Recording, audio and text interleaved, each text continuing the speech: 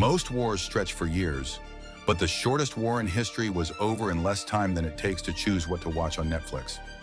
In 1896, a defiant sultan challenged the British Empire, believing his palace was an unbreakable fortress. He was catastrophically wrong. What followed wasn't a battle, but a lightning-fast display of overwhelming force. This is the story of the Anglo-Zanzibar War, a conflict that lasted just 38 minutes. In its incredible brevity, it reveals the chilling power imbalances of the colonial age and the staggering price of underestimating an empire. Picture this: a tropical island paradise. A self-proclaimed sultan is in his fortified palace, backed by thousands of loyalists. Aimed directly at him is the cold, hard steel of the British Royal Navy. The Sultan was given a deadline to surrender. He refused, convinced the British were bluffing. At 9:02 a.m. on August 27, 1896, he was proven fatally wrong, as the world witnessed a kingdom brought to a fiery end in just 38 minutes. So how does a war last only 38 minutes? The setting is the late 19th century, during Europe's Scramble for Africa. The tiny island of Zanzibar, a hub for spices and the slave trade, had become a British protectorate. The island was still a sultanate, but with one crucial rule: any new sultan had to be approved by the British. For years, this system worked with a pro-British puppet ruler, Sultan Hamad bin Thawani.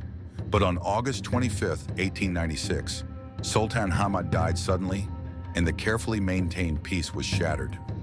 Sultan Hamad's death was suspicious. He was almost certainly poisoned. The prime suspect? His cousin, Khalid bin Barghash. Within hours, Khalid seized the palace and proclaimed himself the new sultan, completely ignoring the British. This wasn't his first attempt to take the throne. This time, he rallied about 2,800 men, fortifying his palace with machine guns and an old cannon. He also commanded the entire Zanzibari Navy, a single aging royal yacht named the HHS Glasgow. Khalid was ready for a fight, tragically underestimating his opponent. The local British consul, Basil Cave, was not amused. He demanded Khalid stand down. In response, 5 Royal Navy warships aimed their guns at the palace. The fleet's commander, Rear Admiral Harry Rawson, received a telegram from London greenlighting any necessary measures. Basically, permission to open fire.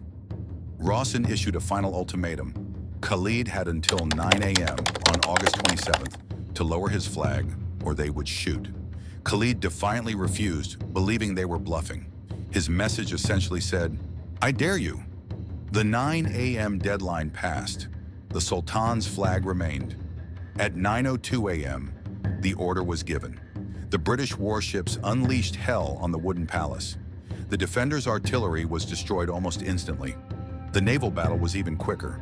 The HHS Glasgow fired one shot at a British warship, which returned fire, promptly sinking the entire Zanzibari Navy.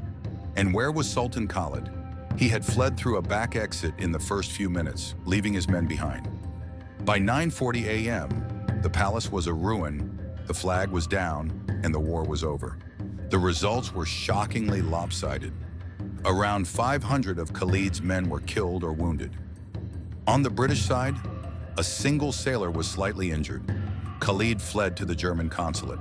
The Germans refused to surrender him and, in a clever move, arranged for a boat to pick him up directly from the consulate garden, allowing him to escape. That same afternoon, the British installed their own compliant sultan. The brutal 38-minute war was a terrifying message to anyone else who might challenge the empire. A textbook example of gunboat diplomacy. The 38-minute war cast a long shadow. Zanzibar remained a British protectorate for nearly 70 more years, finally gaining independence in 1963. As for the Defiant Sultan, Khalid was eventually captured by the British during World War I and lived the rest of his life in exile. The story is more than a historical footnote. It's a stark reminder of the overwhelming force of 19th century imperialism, where even the shortest conflicts had consequences that lasted for decades. The Anglo-Zanzibar War is a fascinating and brutal piece of history that is often overlooked. If you enjoyed this story of spectacularly bad decisions, Be sure to hit the like button and subscribe for more deep dives into the forgotten corners of the past. Let us know in the comments what historical event you'd like to see us cover next.